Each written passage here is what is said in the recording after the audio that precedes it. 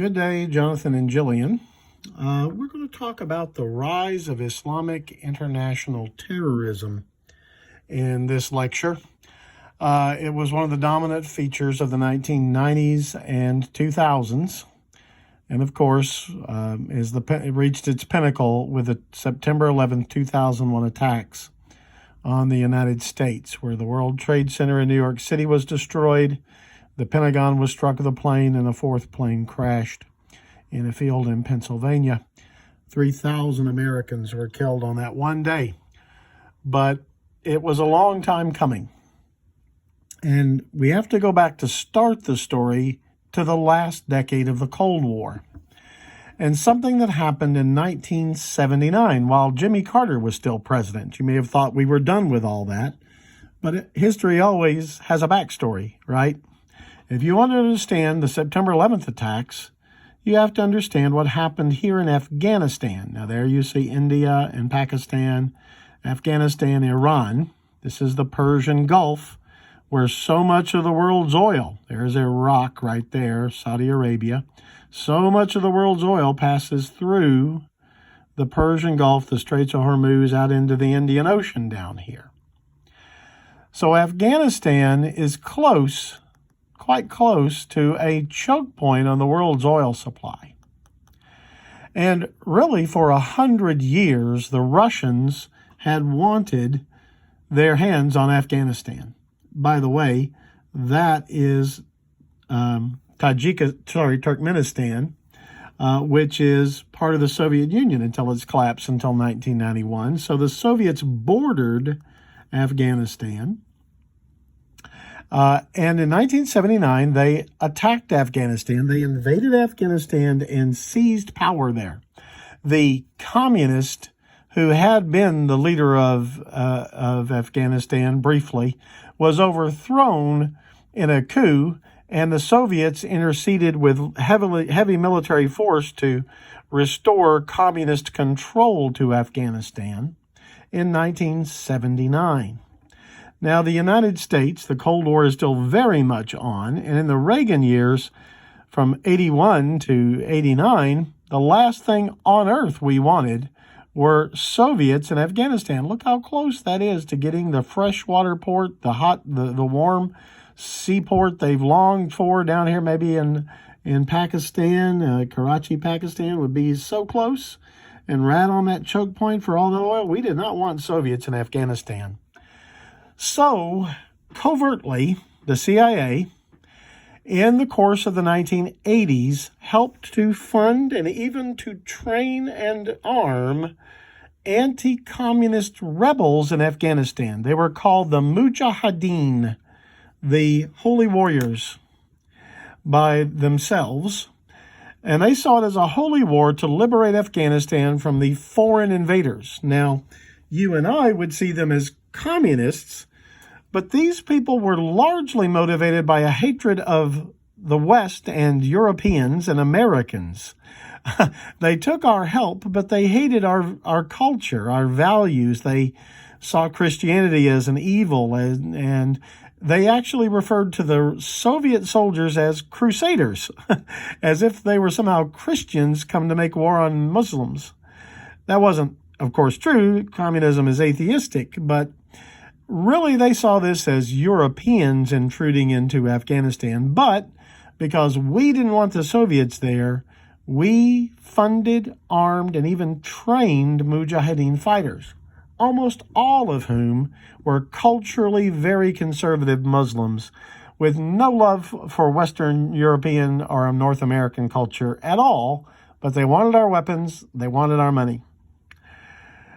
Well, a lot of fanatical fundamentalist Muslims in the Middle East saw this as a battle of Europeans against Muslims. And one of those men was Osama bin Laden.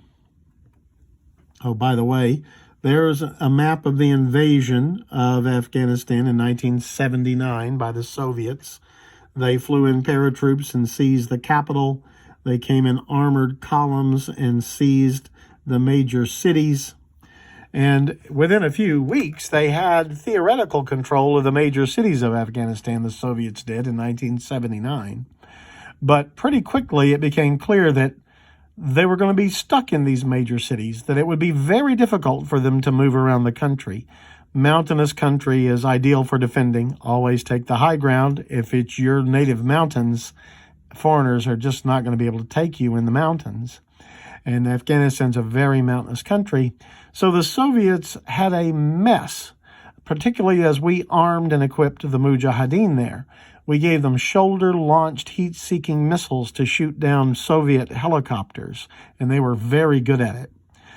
But anyway, while the Soviets were in Afghanistan, this man, whom I bet you recognize pictures of, Osama bin Laden,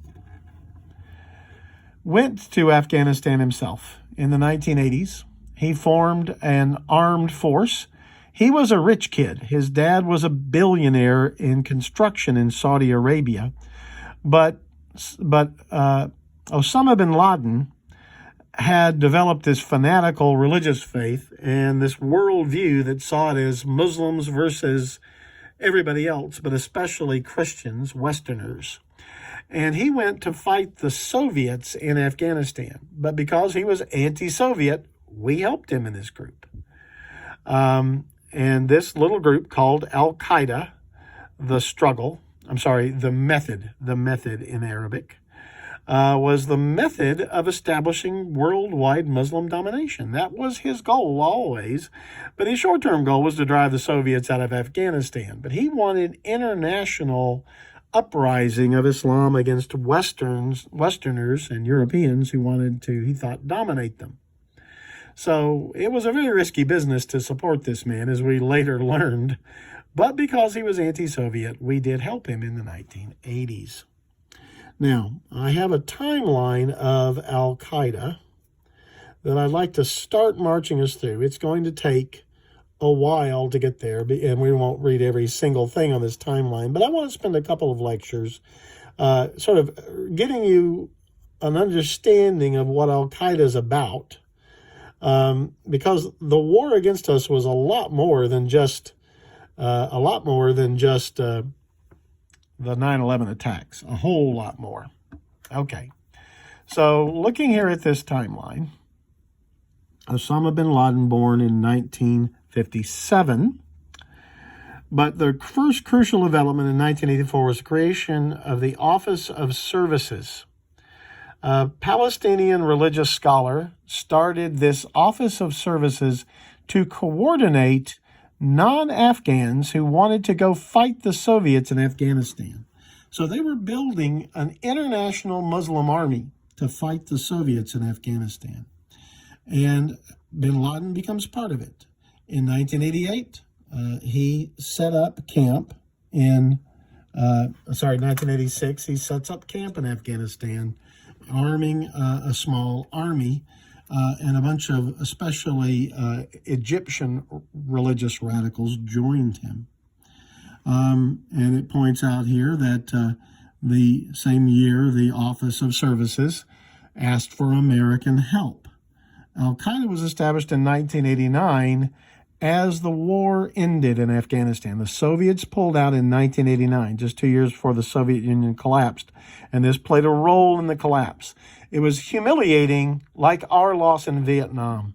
The Soviets sent lots of men to fight and die in Afghanistan. They wound up stuck in the cities, blown up by car bombs. If they left the cities for the country, they got slaughtered. It was a mess, and it was a humiliation for the Soviet Red Army. But after the war was over in Afghanistan, Al-Qaeda was set up to foster the base the building of an international Islamic war against the West. Osama bin Laden sets it up. And he and his friends began a war against the Office of Services to take it over. Now, this is a date here, Oklahoma Meeting of Future Terrorists, pointing out that the United States, even in 1989, 12 years before the attack of 9/11, had enough radicals to have a big meeting in Oklahoma City, Oklahoma. And they met, and, we have some video footage of these meetings that they took. They were already talking about attacking the United States in only slightly veiled terms on American soil. So this was a long time coming when they finally did attack us. And there you see, February of 1989, the Soviets withdraw from Afghanistan. But we're going to move ahead. The first time Osama bin Laden attacked Western forces himself through his forces was in 1992 in the Somalia. Somalia, as I think I mentioned to you, was a failed state. The country of Somalia on the east coast of Africa had collapsed as an organized government, and Osama bin Laden saw it as the ideal place to get involved in attacking Western targets, UN forces that had been sent there to help feed hungry people. And there were American troops there too. And you'll remember I talked about the Black Hawk Down incident.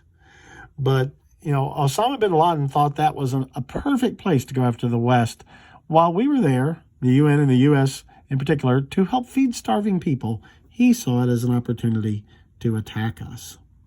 1992, they're growing the United States, growing their links around the world. Here it points out at the very end of 1992, Al-Qaeda tried to attack American servicemen, but their bomb didn't blow up the target they wanted, and instead they killed 2 Austrian tourists in Somalia. They had been trained by Osama bin Laden in Afghanistan, in his camp there, were the ones who were found guilty for it. Later, it'll turn out some of the people who planned this very first attack would be involved in the year 2000 attack on an American naval vessel, the USS Cole. Now, this first bit here, February 1993, was the first World Trade Center attack. People, Americans, most Americans, even the people who lived through it, the time period like I did, forget that 9/11 wasn't the first time Islamic terrorists tried to destroy the Twin Towers. They tried first in 1993 with a truck bomb. In a van. They had loaded a van with explosive, parked it in an underground parking garage, and blew it up, trying to knock a support pillar out and bring the building down. Now, as it happened, the bomb wasn't quite strong enough. But structural engineers who looked at the damage to the World Trade Center after the bomb went off discovered that it was actually pretty darn close to working. They did a lot of damage to that structure, and it could, with just a little more explosive, have been very bad. As it was, one person died of a heart attack evacuating the building because with a fire in the basement garage, the building filled with smoke and they had to evacuate the whole building. But this was actually planned at a mosque in New Jersey. So these were Muslims living in the United States, although almost everybody involved was an immigrant. They had been living in the United States for some time and had plenty of opportunity to scope things out. America was in no way looking for domestic terrorism from Muslims at this time. And so they were able to carry out this bombing. Now, the FBI tracked them down to their mosque in New Jersey. People were arrested, and the imam was sent to prison for fomenting attacks on the United States. But we got lucky that it wasn't much worse in February of 1993, but we should have learned more from it than we did. Ramzi Youssef was the name of the man who planned the attack. Keep his name in mind because he is going to be the mastermind behind 9/11 as well. You'll see here a reference, there's the Black Hawk Down incident, not directly involved with Al-Qaeda, but warlords in Somalia attacking the United States in October 1993. The Bojika conspirators, that was an attempt, a planned attack on multiple American airlines, or airlines flying to the United States from the Philippines. Ramzi Youssef had got this plan in his head that you could use planes to attack targets on the ground, that they could hijack planes flying across the Pacific Ocean and then crash them in Los Angeles and San Francisco, and kill people on the ground. So he's the guy who first came up with this in the mid-1990s, 7 years before it was actually done in New York City and Washington, D.C. One of the changes that they'll eventually make is moving it from planes flying all the way across the Pacific Ocean about to land in the United States to getting on planes in the United States where they would still be full of jet fuel when they crashed. So they seized planes that left from Boston and from New Jersey and quickly turned them towards their targets so they'd still be full of fuel on 9/11. Not planes that were nearly empty of gasoline after flying across the Pacific Ocean. But you'll see references to a Nairobi attack and so on. 1994, Algerian Muslim fundamentalists seized a French airliner, Air France airliner, but French commandos killed them all before they could hurt hostages. That was quite a success. But the plan had been to use the plane and crash it into the Eiffel Tower or some other target in Paris. So the idea of using planes as guided missiles was in the air by the mid-1990s. We'll continue this talk next time. God bless.